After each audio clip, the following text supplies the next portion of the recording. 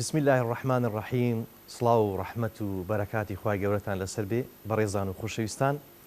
بەناوی خوا سبحانه وتعالى بە سەڵاواتدان لەسەر دیداری پێغەمبەری پێشەوە صلی الله عليه وسلم دەست دەکەین بە پێشکەشکردنی بەرنامەی ڕۆشنایی. ئەم ئەڵقەیەمان ئەڵقەی 27 وەک هەمیشە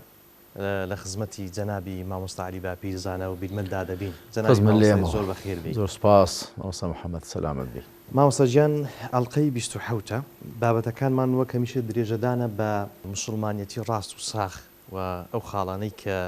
دەمانگەێنن بە ڕاستە شەقامی بوونە موسڵمانی ڕاست و ساخ. تەوەری ئەم جارەمان خۆ دوورگرتنە لە بیدعەت و پەیداکردن لە ئاییندا. جا من گوزەرێکم کرد بە نێو نووسینەکاندا لەو بابەتە، بەڕاستی لە زۆربەی نووسینەکان ئەوەی پەیوەستن بەم بابەتە باش هێناوە و زۆر چاکڕوونت کردوتەوە.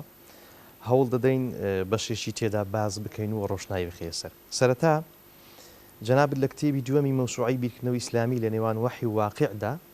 پێناسەی بیدعەتت کردووە. دەمەوێت لەو دەواازەیە بچینە نێو بابەتەکە بیدعەت پێناسەکردنی لە ڕووی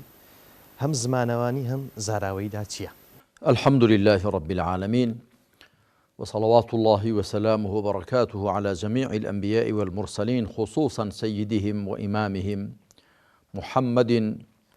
سيد الأولين والآخرين وإمام المتقين وقائد المجاهدين وآله أجمعين من الصحب والأزواج والقرابة والتابعين لهم بإحسان إلى يوم الدين. ربنا آتنا من لدنك رحمة وهيئ لنا من أمرنا رشدا. ربنا لا تزغ قلوبنا بعد إذ هديتنا وهب لنا من لدنك رحمة إنك أنت الوهاب. آمين. كاك محمد بدعات وداهنان لدين دا ديارة وشيش عربية بدعت وداهنان لدين دا الإحداث في الدين، يعني بيدا كردن لدين دا جاري واكو شيء هاواتا ياخذ نزيك لبدعات بكار دهندري جاري واش هل لجياتي بقولتري بدعات يا ابتداع او شيء بكار دهندري كلا دقي فرمايشتي شي بيغمبر يعني ورغتو عليه الصلاه والسلام كذا فرم من احدث في امرنا هذا ما ليس منه فهو رد. كلا صحيح مسلم دهات وهركس يقلم يا البخاري دهات هر کەسێک لەم ئاینەی ئێمەدا شتێک پەیداکە کە لێی نەبێ ئەوە ڕەت کراوەیە. وشەی بدعات لە ئەسڵی زماندا بە معنای داهێنانە، بەڵام داهێنان وەکو زاراوەیەکی شەرعی داهێنانی خراپ ئەوەی کە لە بواری ئیمان و عەقیدە یاخود عیبادەت دابێت. چونکە ئیبداعیش هەیە، ئەویش هەر دەگەڕێتەوە بۆ ڕیشە زمانەوانیە بەدەعە، ئەبدەع یبدیع ئیبداعا، ئیبتەدەع یەبتەدیع ئیبتیداعا. وەکو گوتم وشەی بدعەت وەکو زاراوەیەکی شەرعی، ئەگەر نا دەگونجێ بڵێ وەڵا ئەو شتە بدعەتێکە وەکو زاراوە شەرعیم چەمکەکەی بۆ ئێمە خراپە، ئەگەنا ئەمە بدعەتێکە واتە شتێکە داهێنراوە. پێغەمبەر عەلەیهی سەڵات وەسەلام بەڵێ دەگونجێ بەباری ئەرێنیدا بەکار بێ. پێغەمبەر صلی الله عەلەیهی وسەلەم خوای پروردگار پێ دەفەرمێ قل ما كنت بدعا من الرسل، بڵێ من داهێنراوێک نیم لە پێغەمبەران، واتە من شتێک نیم داهێنرا بم پێشینەم نەبێ، بەڵکو منیش وەکو پێغەمبەران عەلەیهیمۇ الصەلاة وەسەلام ڕەوان کراوە. پەیدا کرد و داهێنان لە دیندا تەمان لە ڕووی زمانەوەنی پەیداکردن، شتێک لە نوێ پەیدا بکرێ پێشینەی نەبێ، پەیدا کرابێ داهێنرابێ، بەڵام لە بواری دینداریدا. ئەگەر لە بواری دنیاداری و هەڵسو کەوتەکاندا بێ، لە ڕاستیدا داهێنان وەکو من لە کتێبەکانی خۆمدا گوتومە پەیداکردن و داهێنان لە دینداریدا چەندە خراپە، داهێنان و تازەکاری لە بواری هەڵسو کەوتەکاندا بە پێچاون هێندە چاکە. و پێغەمبەر صلی الله عليه و آله وسلم و جێنشینە سەرڕاستەکانی ئەبوبەکر و عومەر و عوثمان و عەلی خوالیان ڕازی بێ و هەموو پێشەوایانی دیکە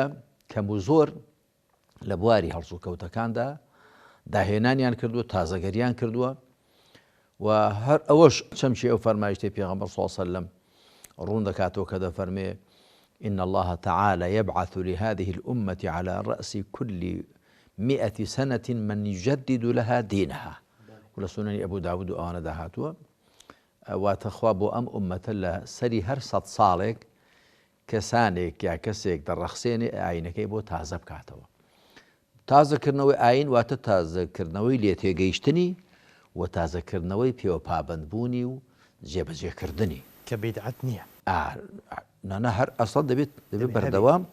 بەردەوام دەبێت هەوڵ دەین بە شێوەی تازە بە شێوەی نوێ بە شێوەی هاوسەرق بە شێوەیە کە ژینگە و هەلومەرجەکە دەیخوازێت لە دین تێبگەین ئەڵبەتە لە چوارچێوەی زمانی عەرەبیدا و لە چوارچێوەی بنەما شەرعیەکاندا نەک وەڵا بە ذەریعە و بیانووی لەگەڵ واقع و ڕۆژگاردا گونجان شتیوا بگوترێ کە نە زمانی عەرەبی هاوکار بێ بۆ ئەوەی کە ئەو چەمکوواتە لەو ئاەتە لەو فەرمایشتە بگیرێ و نە بنەما شەرعیەکان و پێشینە شەرعیەکان کە زانایاندایان ناون ڕێگە بدەن ئەوە نا بۆ وێنە ئەوانەی کە سودخۆری حەڵاڵ دەکەن ڕیبا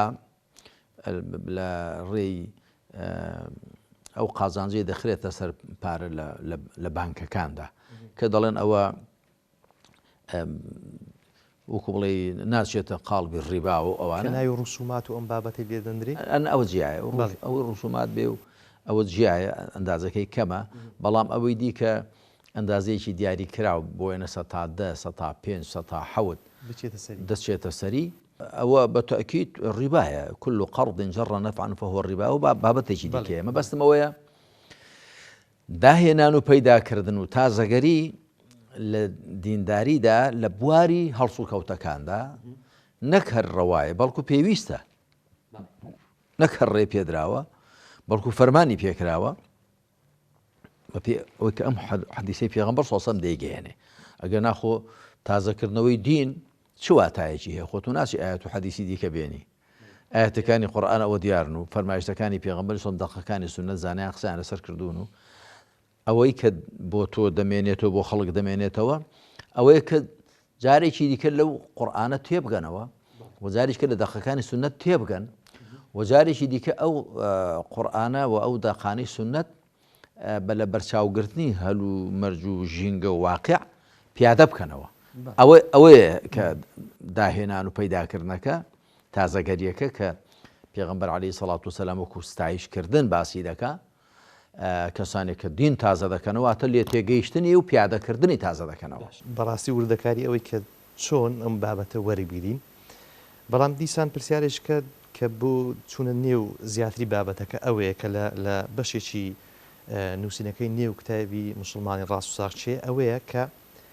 ئەسڵەن بە چ ڕێگایەک چۆن ئیسلام وەرگرین و چۆن جێبەجێ بکەین کە بەشێکت باس کردووە ئەوەی کە قورئان و سوننەتە. من نامیلکەیەکیشم هەیە بە ناوی قورئان و سوننەت وەک ڕوح و جەستە تێکەڵکێشن. ئەوە محاڵەرەیەک بۆ دوای کراوە بە نامیلکەیەک یعنی من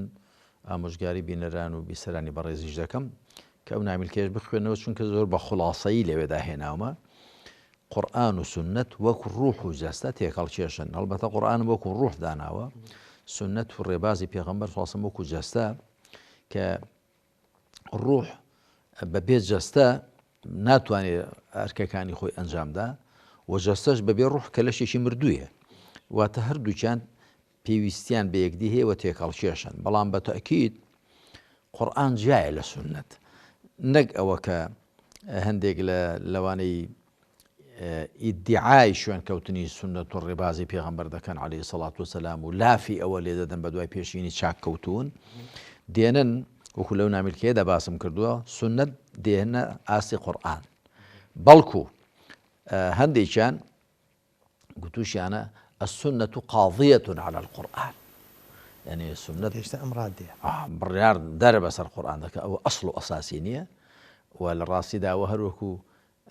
قسەکەی فەقیهێک هەبووە بە ناوی ئەلکەرخی یەکێکە لە زانایانی حەنەفی مەزەب کە گوتوویەتی هەر ئاەتێک و هەر دەقەیەکی سوننەت لەگەڵ قسەی ئەبوو حەنیفەدا ڕەحمەتی خوای لێ بێت یەک بگیرێ یان ئاەتەکە منسوخە یا وە فەرما دەقەکەی سوننەت یان دەبێت تەئویل بکرێن وهتقصكي أبو حنيفة كدو بأصل دبي آياتك ودقك السنة تأويل بكرم ويلا قصكي أبو حنيفة بقنجي كأن لا أصل ضوانية وهذا شيء زور بيسواني مزيد روية لا أصل ضا قرآن أساسه وبناغيه پیغمبر عليه الصلاة والسلام هیچ تيجي نكردو نفرموا كان لقل قرآن دا دج بوسته قرآن بناغيه والسنة شونيتي رون كردنوي قرآن لروا كردوي كيوا نقبا قشتي شنك أخوة سبحانه وتعالى بلايكم لدو شويني قرآن دا بوين لسورة حجر دا فرمي بسم الله الرحمن الرحيم ألف لام را تلك آيات الكتاب وقرآن مبين ولا سورة نمل دا طاسين تلك آيات القرآن وكتاب مبين واتا أوانا آياتي كتابيكو قرآني شي روشن كروان يا روشنن أوانا آياتكاني قرآن كتابي شي روشن كروان واتا أو فرمايشتي بو بيغمبري خاتم صلى الله عليه وسلم دابا زيندراوا شو أكون نسراو كتاب واتا نسراو مكتوب شو أكون نسراو روشن كرويا شو أكون خويندراوا قرآن واتا خويندراوا مقروء ديسان روشن كرويا كواتا قرآن شو شيء مبين دا قنجيل لأباني متعدية وهذا به وكو أبان المدرس الدرسة وانا بيجك درسكي رون كردوا اما ابانا ليردا بمتعدي تي بركر بو بركار مفعول به بكار يندراوا داش گونجي ابانا ليردا لازم به واعتب بركاري نوي وكو ابانا القمر كسينه مانغا كدر كود بيسي بركار ناكا اگر مبين لازم به يعني روشن اما آية تكاني قرآنك وكتابك روشنن يا كتابك وقرآنك روشنن أجر متعدي به واتروشن كروا أما أنا آيتكاني قرآن وكتابك روشن كروان يا كتابه قرآنك روشن كروان كواتا قرآن رونا والروشن كرواشة أدي ما بس فرمايشتي إخوة سبحانه وتعالى تشيك هذا فرمي وأنزلنا إليك الذكر لتبين للناس ما نزل إليهم ولعلهم يتفكرون هرشي خواي پروردگار بيغمبري فرموا صلى الله عليه وسلم صدا صد جيب جاي كردوا وانيا حمي جيب جاي كردوا أجر خوا سبحانه وتعالى بأرشي بيغمبري دانا با عليه الصلاة والسلام قرآن روشن كاتوا هم روشن دا كردوا دا دنيش التفسير النبوي للقرآن الكريم بودا نسين ياردبو بلا همو أو آياتاني بيغمبر صلى الله عليه وسلم قصيله لبارو كردون بيماني لصد آيات يبارو نهم قرآن دا لو هم شاشة زارو وان دا آيات كواتم بس للرون كرنوي بيغمبر عليه الصلاة والسلام بو قرآن الرون كرنوي لا أنا كرديكيتي أما أوك قرآن هبو روشنا بلام شوني كار بيبكين شونتي كار بيكرنكي شو عبادتكاني نويج خواذا فرمي أقيم الصلاة أقيموا الصلاة نويج بربابكن شون هروها باسي زكاة دكا وباسي الرجوع ورثن دكا كتب عليكم الصيام وباسي حج دكا بويا نولا عبادتكان دا هروها خوا سبحانه وتعالى القرآن دا باسي الروشتي جوان دكا باسي جنگو جهاد دكا باسي كومل شد دكا وكو بنما پیغمبری خاتم چونیتەکەی پیغمبری خاتم صلى الله عليه وسلم هم ئەوانە ڕوون کردنەوە لەسەر مینبەر نوێژی کردووە لە صحیح بخاری مسلم داهاتووە لەبەر چاوی هاوڵان نوێژی کردووە دوای فەرمێتی وصلوا كما رأيتموني أصلي لە درێژەی فەرمای نوێژ بکەن وەکو چۆن منتان بینی نوێژم کرد لەسەر مینبەر هەروەها حەجی کردووە فەرمێتی لتأخذوا عني مناسككم لە صحیح مسلم داهاتووە با خواپەرستەکانی حەجم لێوە فێر بن هەروە ڕۆژوو گرتووە هاوڵان بینیوانە هەروە هەڵسو کەوتەکانی دیکەی بەڕێگەدا ڕۆیشتن و ناخواردن و بەرگ پۆشین و ینی هەموو هەڵسو کەوتەکانی ئەنجام داون هەروە جەنگ و جیهاد و ڕوبەڕووبوونەوە هەموو ئەوانەی ئەنجام داون بەکردەوە و هاوڵان تەماشای پێغەمبەریان کردو عەلەیهی سەڵات وسەلام کەواتە لایەنە کردەیەکەی قورئان پێغەمبەری خاتم صلی الله عليه وسلم لە دووتوێی ڕێبازەکەی خۆی داڕوونی کردوێتەوە. بۆیە قورئان و سنت دووشتی لێک جانین بە پێچەوانەی تێگەیشتنی زۆر کەسەوە، بە تایبەتی ئەوانەی ناو لە خۆ دەنێن سەلەفی مەشرەب سەلەفی، ئەوانە کە ئەوانی جۆرا جۆرن ئەڵبەتە یەک حوکم نایانگرێتەوە، بەڵام زۆر لەوانە بە هەڵەدا چوون لە چیدا وارەزانن قورئان و سنت دووشتی لێک جیان. سنت ڕوحی قورئانە، ڕوحی قورئانە. پێغەمبەری خاتم صلی الله عليه وسلم کە هات هەر لە هەموو ژیانی خۆیدا فەرموویەتی لا تكتبوا عني من كتب شيئا عني فليمحوه، لە صحیح بوخاری مسلم داهاتوە لە فەرمایشتەکانی من مەنووسنەوە، هەر کەس شتێکی نووسێتی با بیسڕێتەوە بیکوژێنەوە. قورئانی پێ بووە، سنەتەکەشی ئەوە بۆ کە بەکردەوە ئەو قورئانەی لەسەر ئەرزی واقع پیادە کردووە و بۆی ڕوون کردوونەوە.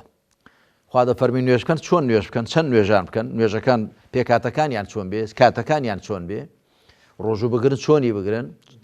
خۆ لە چی بپارێزن، هەروەها هەموو شتەکانی زەکات لە چەند و چۆن و هەروەها خواپەرستیەکانی حەج و عومرە و هەڵسو کەوتەکانی دیکە چۆنێتی بەڕێگەداڕۆژن و ناخواردن و بەرگ و پۆشاک و سەفەر و مەرو مەجلیس و هەموو ئەوانە پێغەمبەر صلی الله علیه و سلم بکردەوە پێشانی داون کە خوا دەفەرمێ لەقەد کان لەکم فی ڕەسوول الله ئوسوەة حەسەنە. بەدڵنیای بۆ ئێوە لە پێغەمبەری خوادا پێشڕەویەکی یا سەرمەشقیەکی هەرە باشەیە. بۆچی؟ ینی چون هەموو شتێکتان پێشان دەدا، هەم دینداری هەم دنیاداری. کەواتە سنت شتێکی جیانیە لە قورئان، بەڵکو ڕوحی سنت قورئانە، ڕوحەکەی بریتێ لە قورئان. و سنت ڕوونکردنەوەی قورئانە لە ڕووەکردەوەیەکەیەوە، نەک ئەگەنا بۆ خۆی ڕوونە قورئان، چونکە خۆخوا بۆ خۆی دەفەرمێ کتێبی من ڕوونە وەلەقەد یەسەرنا القورئان للذیکر فهل من مدەکر. کەس نییە بێ لێی تێبگە، ئاسانمان کردو بۆ لێ تێگەیشتن. ئەمە زانیمان کە بەڕاستی بەو ڕێگایە ئیسلام وەک خۆی وەردەگرین لە قورئان و لە سنت و ڕێبازی پێغەمبەر صلی الله علیه و سلم. من لەوێدا گوتوومە، لەو کتێبەکاندا گوتوومە هەر کەسێک بێوێت لە ئیسلام تێبگا دەبێت لە دووتوێ قورئاندا لێ تێبگا. هەر کەسێک بێوێت بزانێ ئیسلام چۆن ئەنجام دەدرێت و جێبەجێ دەکرێت لە دووتوێ سنت و ڕێبازی پێغەمبەردا صلی الله عليه وسلم. بۆیە من لە کتێبەکانی خۆشمدا وشەی سنتم هەر بە ڕێباز بەکارهێناوە، چونکە ئەسڵی مانای سنت یعنی ڕێباز. زانی بۆچی؟ چونکە ئێستا لێنە کوردەواری خۆمان هەر لە دین موسڵماناندا بەگشتی کە دەگوترێت فڵانشتە سنەتە معنا فیقیەکەی لێ دەگرن، کەواتە واجب نییە. بەڵام کە خوا سبحانه وتعالى باسی سنت دەکات لە قورئاندا، سنة الله في الذين خلوا من قبل، يعني قانونی خوا، ڕێبازی خوا سبحانه وتعالى. و پێغەمبەر عليه الصلاة والسلام کە دەفەرمێ فعليكم بسنتي وسنة الخلفاء الراشدين المهديين من بعدي عضوا عليها بالنواجذ. ڕێبازی من و ڕێبازی خەلیفە جێنشینە سەر ڕاستە هیدایەت دراوەکانم بگرن، دەدانی لەسەر ڕۆ بگرن با لە دەستان نێتە دەرێ. ئەوە بە تەکید مەبەستی پێ سنت نییە بمعنا فیقیەکەی، بەڵکو بەستی پێ ڕێبازەکەم بگرن. ئەگەر نا، ئەگەر سنت بە معنا فیقیەکەی بێ ئەی سنەتی خەلیفە ڕاشیدەکان یعنی چی؟ خۆ دین هەرەوەی کە پێغەمبەر صلی الله علیه و سلم ڕایگەیاندووە، خۆ ئەبوبەکر و عومەر و عوسمان و عەلی خوالیان ڕازی بێ، خۆ شتی تازیان لە دیندا دانەهێناوە، هەر بە دوای پێغەمبەر کەوتون عليه الصلاة والسلام. کەواتە بەس پێ ڕێبازە، ئەو ڕێبازەی کە من قورئانم پێ جێبەجێ کردووە و جێنشینەکانیشم قورئانیان پێ جێبەجێ کردووە، ئەو ڕێبازە بگرن. ئەو ڕێبازە ڕوون و ئاشکرایە. باشە، ئێستا بەڵگەی ئەوەی کە مەسەلەن بە دوای ڕێبازی پێغەمبەر صلی الله علیه وسلم بکەوین، یاخود بەو شێوازەی کە چۆن خۆمان لەو داهێنان و بیدعەتە بە دوور بگرین بە چ بەڵگەیەک؟ زانایان بنچینەیەکیان داناوە کە بەس چەند جۆرێک تعبیریان لێ کردووە، بۆ وێنە بەوە تعبیریان لێ کردو دەڵێن الأصل في العبادات الحظر یا المنع إلا ما شرعه الشارع. بناغە لە خواپەرستیەکاندا بریتێ لە ڕێلێگیران قەدەغەبوون مەگەر ئەوەی شەرعدانەر دای نابێ. شەرعدانەر واتە خوا سبحانه وتعالى. واتە تۆ بۆت نییە لە خۆ جۆرە خواپەرستێک دابێنی، جا خواپەرستی چێ خواپەرستی فیکری کە ئیمان و عەقیدەیە، چ خواپەرستی کردەیی کە خواپەرستیەکانی دیکەن دروشمەکان و غێری دروشمەکان بۆت نییە لە خۆوە جوارە خواپەرستێک دابێنی ئەگەر شەرعدانەر خوا سوبحانەهو وتەعالا داینە نابێ ئەمە بەنسبەت لایەنی خواپەرستیەکانەوە بەڵام بەنسبەت هەڵسو و کەوتەکانەوە یا بەنسبەت نەرێت و عادەتەکانەوە زانایان بنچینەیەکی دیکەی پێشەوانەی ئەویان داناوە دەڵێن الأصل في المعاملات الإباحة یا العفو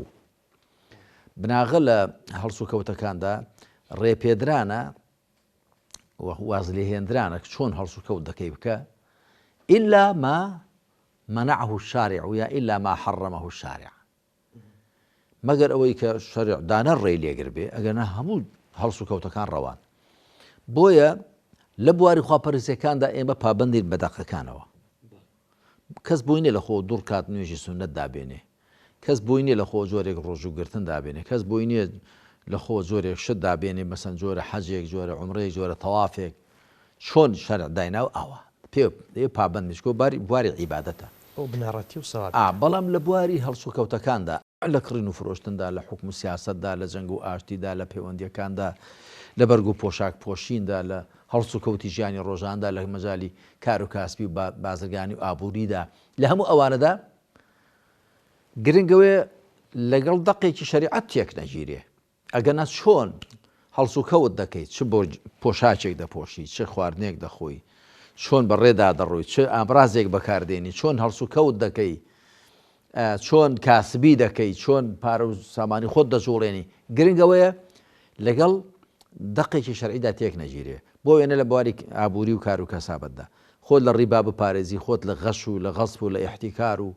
لە دزی و ئەوانە دەبێ بپارێزێ باقی دیکە هەموو ڕەوایە وأحل الله البيع وحرم الربا هەروە خوا سبحانه وتعالى دەفەرمێ يا أيها الذين آمنوا لا تأكلوا أموالكم بينكم بالباطل إلا أن تكون تجارة عن تراض منكم ئەی ئەوانێ بڕاتەن ماڵی خۆتان ماڵ و سامانەکانتان لە نێوانی خۆتاندا بە ناحەق مەخۆن مەگەر بازرگانێک بێ بە ڕەزامەندی مەبەستمەوەیە لە سەری بەرگ و پۆشاکدا هەندێک کەس وا دەزانێت جزاشە لە بەرکردن سنەتە یا خورما خواردن بۆ وێنە لەبەر لە ڕۆژگاری پێغەمبەردا عەلەیهی سەڵات وسەلام نا جاد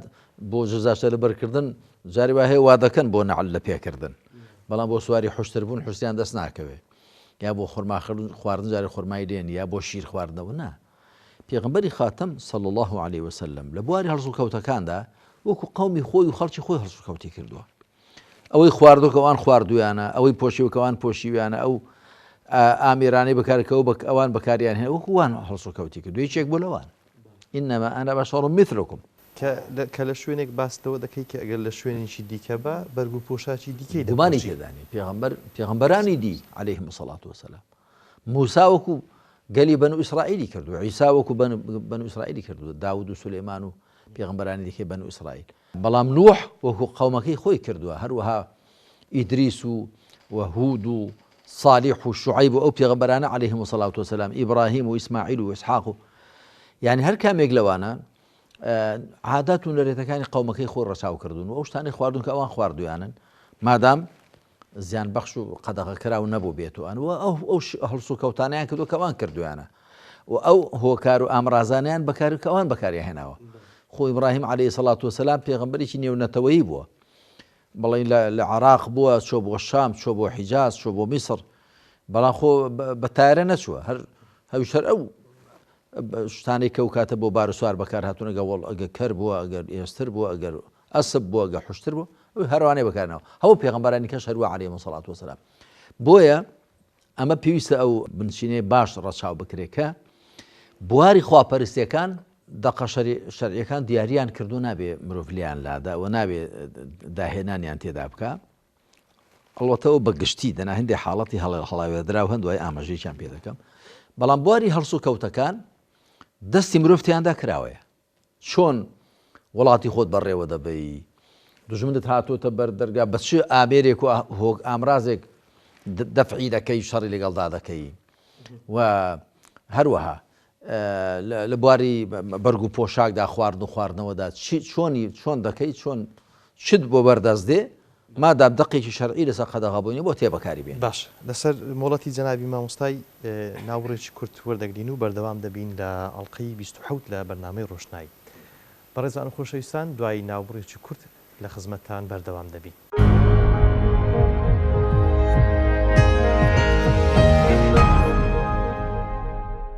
دووبارە سڵاوتە نەبێ خۆشەویستان بەردەوام دەبین لە خزمەتی جەنابی مامۆستای. جەنابی مامۆستای لەو شوێنەدا چەند فەرمودەیەکی پێغەمبەرت صلی الله عليه وسلم هێناوە و بەو دەقە نووسیوتە ئەگەر شوێن پێی پێغەمبەری خوا صلی الله عليه وسلم هەڵبگرین بەڕاستە ڕێیانماندا دەبات. لێرە سێ فەرمودەت هێناون بە تایبەتی ئەوەی کە لە پاشی هەر وتارێک و قسەکردنێک ئەمما بەعد و بەکاری هینەیە فإن خير الحديث كتاب الله تا ئاخری. دەمەوێت ئەوە باز بکەیت کە بە تایبەتی مەبەست لەو فەرمودەیە کە دەڵێ هەر کەسێک کارێک ئەنجام بدات فەرمانی ئێمەی لەسەر نەبێ ئەوە ڕەتکراوەیە. بەڵێ جارە بەنسبەتەوەی کە پێغەمبەر صلی الله عليه وآله وسلم لە هەموو وتارەکاندا چ وتاری ڕۆژی جومعە بوو بێت چ وتاری جەژنەکان بوو بێت چ وتاری دیکە بوو بێ فەرموویەتی إن الحمد لله الدعاء فرميتي فإن أصدق الحديث كتاب الله وخير الهدي هدي محمد صلى الله عليه وآله وسلم فإن أصدق الحديث كتاب الله راسرين قسى كتابي خوايا وخير الهدي هدي وتريوشوين باشر الريوشوينيش الريوشويني محمد صلى الله عليه وآله وسلم جاء فرمايش إذا بيغمبري خواهد فرمي إنما هما اثنان أوان دون كتاب وهدي كتابي خوا لەگەڵ ڕێوشوێنی پێغەمبەری خوا عليه الصلاة والسلام ئەو ڕێوشوێنەی ئەو کتێبەی پێجێبەجێ کردووە هەر ڕێبازی پێغەمبەر سڵاسمێنی ئەو ڕێبازەی کە کتێبی خوای پێجێبەجێ کردووە لە دوو توێیدا بەرجەستەی کردووە لەسەر ئەرزی واقع چ لە ژیانی تاکی و خێزانی و کۆمەڵایەتی و سیاسیدا. بەنسبەت ئەو فەرمایشتەی دیکە دەفەرمێ من أحدث في أمرنا هذا ما ليس منه فهو رد. هەر کەسێک لەم ئاینەی ئێمەدا لەم کارەی ئێمەدا شتێک دابێنێ کە لێی نەبێ وەکوی نەبێ لە بەشێک نەبێ لێی ئەوە ڕەتکراوەیە. ئەمە لە صحیح بوخاریدا هاتووە لە موسلیمیشدا هاتووە. ئەمە زانایان دەڵێن بە تاکید مەبەستی پێغەمبەری خوا صلی الله عليه وسلم لێرەدا بواری عیبادەت و عەقیدە و دینداریە. دینداری بە معنە تەسکەکەی نەی بە معنە فراوانێکی کە دنیاداری و هەڵسوکەوت و معاملاتیش بگرێتەوە. بۆچی؟ چونکە ئەگەر وانەڵێین دەبێ هەموو ئەوەی کە زانایانی ئیسلام دایان هێناوە لە بواری هەڵسوکەوتەکاندا هەموو ڕەتکراوە بێ. ئەوش هیچ عاقڵیشتی وا ناڵێ. هەروەها هەر لەو سیاقەدا فەرمایشتێکی پێغەمبەر هەیە عليه الصلاة والسلام من عمل عملا ليس عليه أمرنا فهو رد. هەر کەسێک کردەوەی بکە فەرمانی ئێمەی لەسەر نەبێ ئەوە ڕەتکراوەیە. ئەمیش لە صحیح موسلمدا دوجا تەماشا بکە. پێشتر ئاماژەیەکم داگوتم هەندێک حاڵەتی هەڵاوێردرا و هەن. چونکە هەندێک کەس زۆر هەستیارە و زیاد لەوەی کە دەقەکانی شەریعەت فەرموویانە دەیەوێ ئەوە بکە هەستیاری بنوێنێ کە ئەوە شتێکی ڕاست نییە. بۆ وێنە شێخ ئەلبانی ڕەحمەتی خوای لێ بخۆ فەربودەناسێکی گەورە بۆ خوا عەفوی کە خزمەتی زۆری کردو بە سونەت بەڵام لە فتواکانیدا دەڵێ ئەو خەتانەی لە مزگەوتدا یاخود فەرشێکە ڕادەخرێت لە مزگەوتێ مادام خەتی هەبن خەتی هەن بۆ ڕاستبوون ئەوە بیدعەتە نابێ ئەوە. و هەروەها شتی دیکەش هەر هەیە لەو بارەوە شتی زۆر جوزئی بچووک وانە کە پەیوەندی بە عیبادەتەوە نییە ئەوە زەبەتکردنی و کۆنتڕۆڵکردن و چاکردن و ڕێکردنی عیبادەت شە پەیوەندی بە ئەوە نییە. ئەنجا بۆ وێنە یادی لە دایکبوونی پێغەمبەر عەلەیهی سەڵات وسەلام و هەموو یادەکانی دی وەکوم لە کتێب شتەکانی خۆمدا باسم کردووە هەموو یاد و بۆنەکان تێکڕایان وەکو لە کتێبی یاد و بۆنەکان و یاد و جەژن و بۆنەکان و هەڵسەنگاندنێک دەباسم کردووە هەموویان دەچنە بازنەی هەڵسوکەوتەکانەوە. هەموو یاد و بۆنەکان دەچنە بازنی هەڵسوکەوت و معاملاتەوە. بۆیە بناغەتیاندا ڕەواییە دوای تەماشای نێوە ڕۆژیان دەکرێ ئەگەر شتێکیان تێدا هەبوو ناشەرعی بوو دەڵێ ئەوە ناشەرعیە. بۆ وێنە یادی نۆرۆز دێتەوە پێش یاخود یادی مەسەلەن شەوڕۆی پێغەمبەر عەلەیهی سەڵات وسەلام میعراج، یاخود یادی لەدایکبوونی پێغەمبەر سەڵ عەلەیهی وسەلەم، یاخود جەنگی بەدر، یادی جەنگی بەدر دەکرێتەوە، یادی کۆچکردنی پێغەمبەر سەڵ عەلەیهی وسەلەم دێتە پێشێ لە مەککە و بۆ مەدینە. هەموو ئەوانە واتە هەموو بۆنە و یادەکان، یا مەسن یادی شیمیایی باران و ئەنفال و دامەزرانی بڵێن حکوومەتی هەرێمی کوردستان و کۆچڕە و یادوبۆنەکان چ بەباری خۆشیدا برد چ بەباری ناخۆشیدا. لەو کتێبەدا بە تەفسیل باسم کردو. هەموو ئەوانە لە بواری هەڵسوکەوتەکاندان، هەڵسوکەوتی نێوان خۆمان. بۆیە ئەسڵتیاندا ڕەواییە تەماشای نێوڕۆکیان دەکرێت و تەماشا دەکرێت چه بەرژەوەندیەک دێن نەدی بەپێی ئەوە حکمیان دەدرێ. مامۆستا لەو بابەتە هەرچەندە من پرسیارم دوای لەسەر ئەم بابەتە دەبێت لە جوزئی بچووکتر، بەڵام مەبەستم ئەوەیە بەگشتی حکمی لەسەر نادرێ کە ئەم بۆ نەویادانە مادام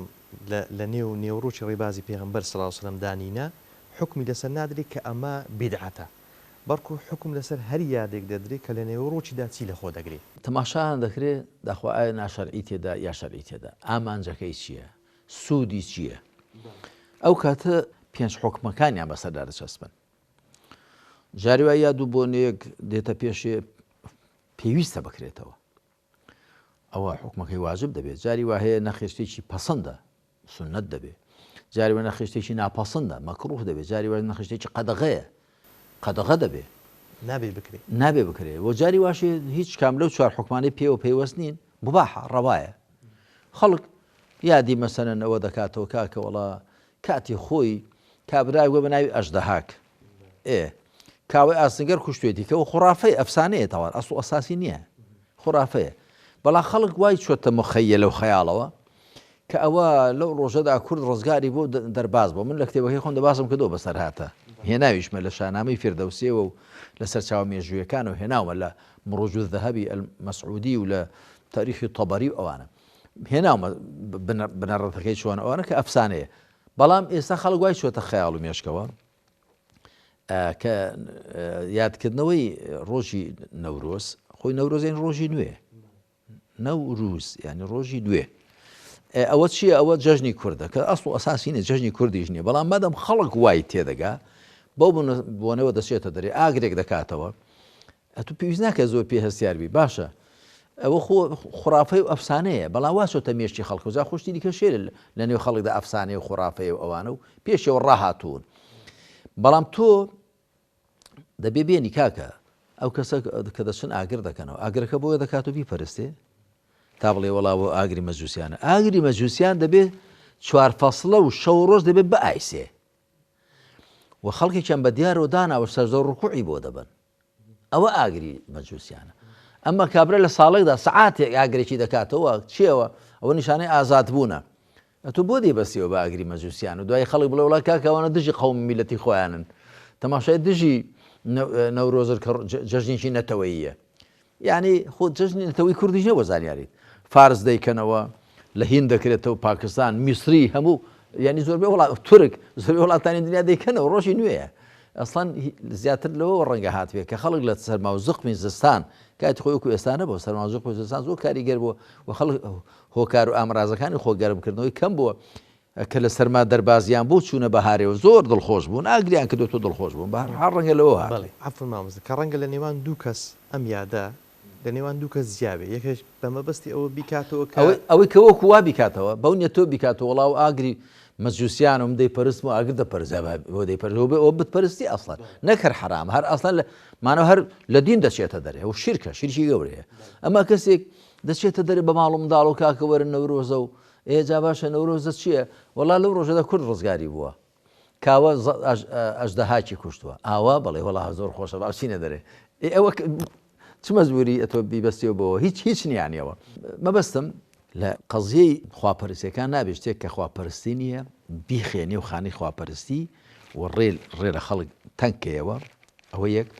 جاری واش بووە لە سەردەمی پێغەمبەردا عەلەیهی سەڵات وسەلام هەندێک شت لە بواری خواپەرستیشدا بووە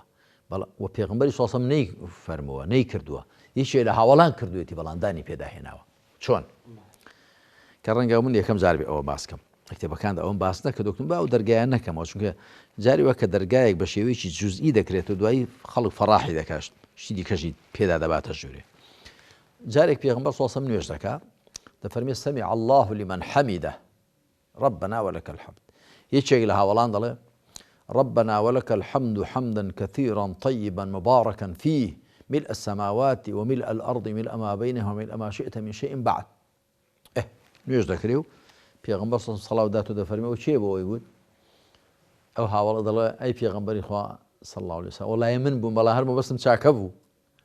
ئەویش دەفەرمێ سوێند بۆی ژیانی منی بەدەستە. ئەوەندە فریشتەم بینین پێشبڕکەیان دەکرد کامیان زووتر بینوسێ ئەوەندە بەلایەنەوە گرنگ بوو. یەخۆ لە عیبادەتێکدایە ئەوە یەک. هەروەها ئەو دوو هاوڵەی کە دەگیرێن و کافرەکان دایان بن بۆ مەکە ئیعدامیان بکەن. یەکێکیان دەڵێ ئیجازەم دەدەن لامە بناوی عەبدوڵڵا بووە ئیجازەم دەدەن دوو ڕکات نوێژ بکەم؟ دەڵێن بەڵێ. زانایان دەڵێن ئێستا ئەو دوو ڕکات نوێژەی پێش ئیعدام کەسێک کە بکوژرێ پێشەوەی حکمەکەی بەسەردا جێبەجێکرێ سونەتە دوو ڕکات بکەن لەو هاوڵەوە داهاتوون. ئەوە دوو. سێ عوثمان خواری ڕازی بێ لە ڕۆژگاری خۆیدا بانگی دووهەمی داهێنا. بانگی یەکەم ئەوە کە دەدرێ لە ڕۆژی جومعەدا. ئەو بانگێکی دیکەی پێش بانگ ئەسڵەکە داهێنا فەرمووی خەڵک وریا بێتەوە بێن.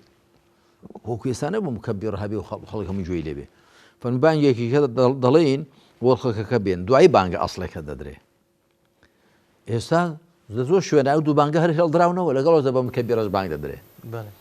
وە هیچ کەس لە زانایان ڕخنەی لە عوثمان نەگەر خوالی ڕازی بێ. هەرچەند لە سەردەمی پێغەمبەر صلی الله علیه و سلم یەک بانگ بوو. دەگونجێشتی کەش باس بکرێ گوێ لێ گیانەکەم کەواتە ئەویش دیسان بۆیە زانایان زۆریان ئەڵبەتە من خۆم ڕام وایە کە هەرچی لە بواری عیبادەتدا دابهێندرێ وشەی بیدعەت دەیگرێتەوە. بەڵام زۆرێک لە زانایان وەکو النەوەوی ابن حەجەری عەسقەلانی العیز بن عەبدوسەلام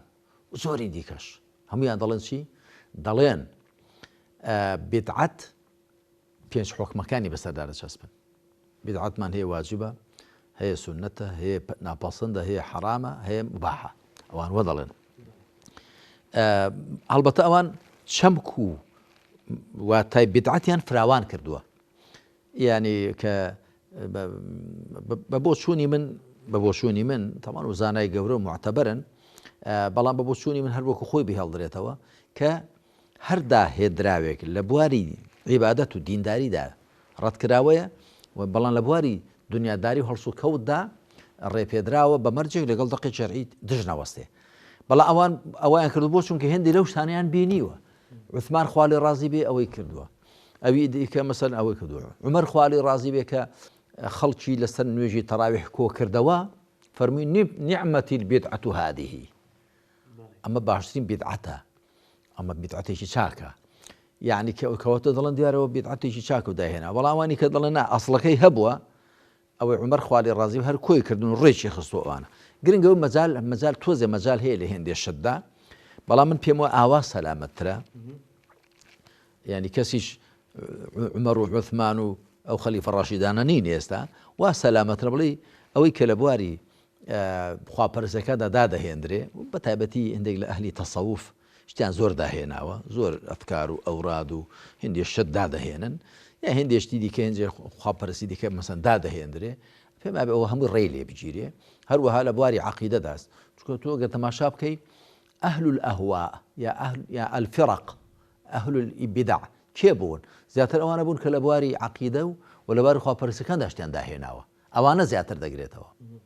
ئەگەر ناوی دیکە هەر کەسێ لە کەوڵی خۆیدا جۆڵا وڵات تۆ ئەوە مبتەدیع و ئەوە هیچ نییە ئەوە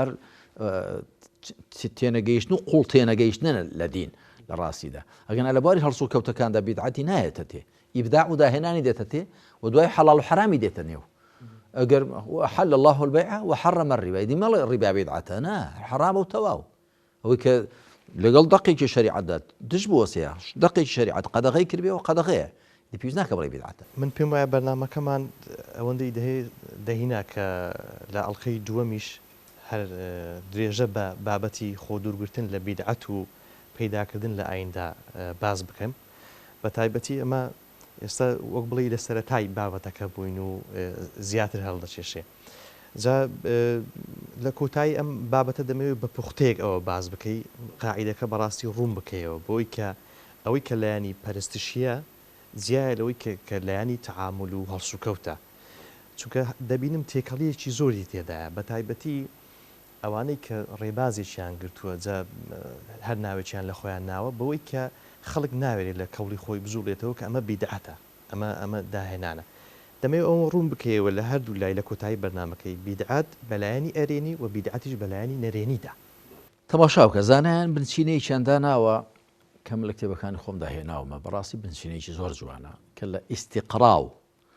تێوەڕامانی کۆی دەقەکانی شەریعەت وەریان گرتووە دەڵێن هناك إجمال في المتغيرات تفصيل في الثوابت لشريعة دا نەگۆڕەکان یاخود گۆڕاوەکان بە کورتی باس کراون بەڵام چەسپاوەکان بە درێژی بە تەئکید بواری عەقیدە و عیبادەت لە بواری چەسپاوەکاندا من لە کتێبی تەوژمی ئیسلامی و عەلمانیش دە باسی ئەوم کردووە کە چۆن دینێکی وەستا و لە فریای ژیانێکی گۆڕاو دەکەوێت هەندێک لە عەلمانیەکان ئەو ئیشکالەیان هەیە زامل لێدە باسم کردووە کە نەدین هەمووی وەستاوە نەژیانیش هەمووی گۆڕاوە ژیان گۆڕاوی تێدا هەیە شەسپاویشی تێدا هەیە یعنی لەوەتی خوا دنیای داناوە ئەمە لە خۆر بەهرەمەند دەبین لە ڕۆژدا لە مانگ بەهرەمەند دەبین لە شەودا لەوەتی خوا دنیای داناوە ئاوی لە ئاسمانەوە دێمە ئاوی شیرینمان هەر لەوێ دەست دەکەوێ وایە چەسپاوە چیاکان هەر لە شوێنی خۆیانن ئێمە لەوەتی خوا دنیای داناوە ئێمە لەسەر ئاژەڵ و لەسەر ڕوەک و شیناورد و میوە و بەرهەمی دەریای ئەوانە دەژین سا شەروایە ئەو بەنسبەت ژینگە و دەوروبەرەوە لەوەتی خوا دنیای داناوە مرۆڤ هەر بە چاو دەبینێ هەر بە گوێ دەبیستێ هەر بە زار قسە دەکا هەر بە پێ دەڕوە یعنی لەوەتی خوا دنیای داناوە مرۆڤ دروست کراوە مرۆڤ هەر لە ڕوح و جەسە پێکاتوە ئەوانە هەمووی هیچ چەسپاون شەریعەت بۆشتە چەسپاوەکان چۆتە نێو وردەکاریەکانەوە بۆیان لەباری ئیمان و عەقیدەدا شەریعەت نوختەی خستۆتە سەرپیت بۆ زانیاری لە بواری ئیمان و عەقیدەدا خوا سوبحانەه وتەعالە بۆ پێغەمبەری خاتەمی صلی الله علیه وسلم مەجێ نەهێشتووە هیچ ینی هەمووی نوختەی خستۆتە سەرپیت من لە مەوسوعەی الئیسلام وکەما یتەجەلا فی کتاب اللهدا لە 8 بەرجی یەکەمیدا کە 12 کتێبە لە 8 کتێبی یەکەمیدا هەموو باسەکانی ئیمان و عەقیدەم کردووە شەریعەت چۆتە نێو وردەکاریەکانەوە ئیمان بەخوا سبحانه وتعالى بە سیفاتەکانی خوا بەناو بەرە بەرزەکانی بە پەروەردگارێتی خوا بە بەدیهێنەرایەتی خوا خاوەنددارێتی خوا تەنیا پەرستراوێتی خوا تا کۆتایی ئیمان بە فریشتەکان ئیمان بە کتێبەکان ئیمان بە ڕۆژی دوایی ئیمان بە قەدەر ئیمان بە پێغەمبەران عەلەیهیمۇ الصەلاة وەسەلام هەمووی نوختەی تێدا خراوەتە سەرپیت هەروەها لە بواری خواپەرستیەکاندا پێغەمبەر عەلەیهی الصەلاة وەسەلام دیاری کردووە صەلوو کەما ڕەئەیتمونی ئوصەلی 5 فەرزەی نوێژن بەو شێوازە ئەویان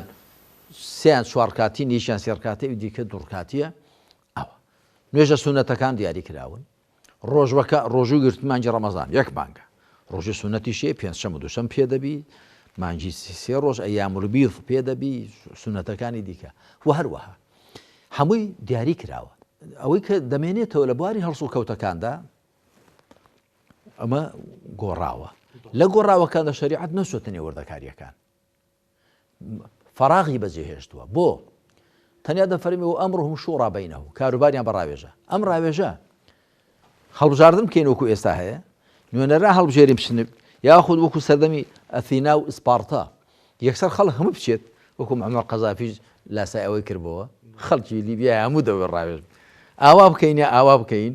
یاخود شتێکی لەو نێوانەدا هەبێ کە کات بڕوا ڕەنگە شێوازیش کە بێتە گۆڕی یاخود شێوازی لەو نێوانەدا ڕاپرسی گشتی بکرێ بە هەموو خەڵک و نوێنەرانی هەڵبژێردرێن ئەوە وەکو بڵێ حەلێکی وەسەتە لە بواری ئەوەدا لە بواری ئابووریدا لە بواری مەسەن هەڵسو کەوتەکانی دیکەدا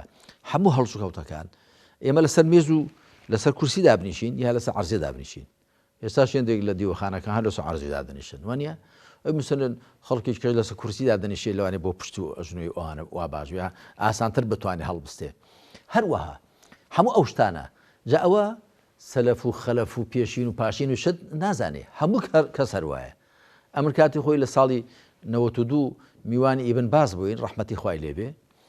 ئەویش هەروەکو ئێمە لەسەر کورسی دانیش بوو لە شوێنی چارمەشقی دانیش بووین لە شوێن لەسەر کورسی دانیش بووین و لەسەر مێز نان دەخورا و یعنی وەکو باقی ئەو خەڵکەی دیکە و کامێرا شەبوو مەسەن ڤیدیۆ کامێرا ڕسمی دەگرتن و کەشی نێدەبوو بدعەتە و الدليل الوافي على تحريم التصوير الفوتوغرافي وقت لە سعودی کتێبی چوان نووسی بۆ ئەوانە مەبەستم لە بواری هەرسوو کەوتەکاندا تەماشا دەکرێت بەرژەوەندی چۆن دێتە دی وەختی خۆشی خۆتەوان لە سعودی زۆرشیان خەدەکردە دوارە هەرچەند بەداخۆ زانانی ئێوە زیاتر فتوای تحت الطلبیان دەرکردووە ئافرەت نابێت سواری سارە بێ نابێت ساری لێ بخڕێ باشە نابێ ڕسم گیرێ نابێ بگیرێ دە دوارڕەکە حاکمەکە ڕێی گۆڕاوە مەلاکان ڕێی خۆیان گۆڕیوە بۆیە زۆر یاعتیماد بۆ فتوانە ناکرێ کە وەکو دڵی پێیان دەگوترێت فتوای گریزی یا فتوای تحت الطلب چۆن داوا دەکرێت ئاوا فتوا بدرێ لە ڕاستیدا ئەوە بەکەڵک نایە مەبەستم ئەوەیە لە بواری گۆڕاوەکاندا شریعەت بە کورتی قسەی کردووە کە بواری داوە هەر زەمانێک قسەی خۆی تێدا بۆی مەجال هەبێت مەجای ئیجتیهاد لەکوێدا کراوە ئایا ئیجتیهاد خۆ هەندێک لە زانایان زوڵمیان کردووە لە بواری عیبادەت کە چۆن مەسەلەن 400 لاپەڕ لەباری دەستنوێژ دەنووسن لەباری غوسڵ دەنووسن خوا لە یەک ئاەتدا باسی نوێژ و باسی دەستنوێژ و باسی تێمەمی کردو لە ئاەتیش بارە 6 لە سوورەتی مەلمائیدا تەنیا لێوێ دەهاتووە زوڵمە تو بێنی ئەو هەموو وردەکاری و تەفاسیلە لەباری تێمەم و ئەو مەسەن باسکەی کە پێویست ناکا بەڵام بواری حکم و سیاسەت و بواری کەسابەت و بواری بازرگانی ئەوە لەبەرەوە کە بەدەست حاکم و دەسەڵاتدارەوە بووە بڤەیە بەلای دانەچی ها وەکو ئێستا لە هێندە لە وڵاتانی کەندا و مەسەن باسی کاکە نابێ خۆ پێشاندان نابێ حیزب دروستکردن نابێ مانگرتن نابێ ئەی چی دەبێت دەسەڵاتدار چی گوت کەی دین وایە کەی هاوڵانی پێغەمبەر سەڵسەلەم وا بوون هاوڵانی پێغەمبەر سەڵسەلەم تێبینیان هەبوو ئەگەر تێبینا بوو بە پێغەمبەری خاتەمیان گوت ئەی پێغەمبەری خوا ئەوە وایە ئەوە چۆنە ئەوە بۆ وا بوو پێغەمبەر سەڵسەلەم بە ڕەحابەتی سەدر وەڵامی داونەوە نەک وەڵا نابێ حکمڕان جا بە زۆڵم ناویشیان نا وەلی ئەمر وشەی وەلی ئەمر لە قورئاندا نەهاتووە ئولی الأمر هاتووە لە دوو شوێن لە سوورەتی نیسادا ئەمما وەلی بۆ چکە حکمڕان دەبێت ستاف بێ بەڵێ یەکێک هەیە بەڵام دەبێت خەڵکیی هەبێ کە بە هاوکاری ئەوان حکمڕانێکە دەکا ئەمما وەلی الأمر وشەیەکە داهێنراوە لەکوێ وەلی الأمر ئەوجا تۆ بێنی کابراایە کە مەسوولی حیزبێکی عەلمانی وەڵا وەلی ئەمر جەگە وەلی ئەمری تۆیە گوێی تۆ بەدەستیوە باشە کەیفی خۆتە بەڵام وەلی ئەمری من نییە وەلی ئەمری حیزبەکەی خۆیەتی کاک ئەوی وەلی ئەمری حیزبەکەی خۆیەتی تۆ بۆ لە خۆ ناوی زل لە خەڵکی دەنێ کە بۆ خۆی ئەوەی دیعاە ناکە فەقیرە مەبەستم ئەوەی ئەو شتانە هەمووی داهێنراون ئەو شتانە هەمووی لەبەر ڕۆشنایی لەژێر زەختی واقعدا یاخود زۆر جار بۆ خۆگونجاندن لەگەڵ واقع ئەو قسانە دەکرێن ئەگەر لە ڕاستی پەیوەندی بە دینداری موسڵمانەتیەوە نییە لە بواری گۆڕاوەکاندا شریعەت نەچۆتە نێو وردەکاریەکان بۆی خەڵک دەستی کراوە بێ ئەمما لە بواری چەسپاوەکاندا شریعەت چۆتە نێو وردەکاریەکان بۆی خەڵک بەولاولادا لا نەدا زۆر سپاس دەکەین جەنابی مامۆستا عەلی باپیرزانە و بیرمەند پشتیوان بەخوا لە ئەڵقەی 28 وردەکاری زیاتر و هەندێک پرسیاری دیکەمان هەیە کە ڕۆشنایی بخەیتە سەری هەر لەبارەی خۆ دوورگرتن لە بیدعەت و پەیداکردن لە ئایندا زۆر سپاس دەکەین سپاس بۆ ئێوەش و بەسەر چاو بەڕێزان و خۆشەویستان سوپاس بۆ ئێوە بەڕێز سوپاسی هاوکارانم دەکەم تا ئەڵقەیەکی دیکە بەخوای گەورەتان دەسپێرم وەسەلام عەلەیکم وەڕەحمەتوڵڵاهی وەبەڕەکاتوه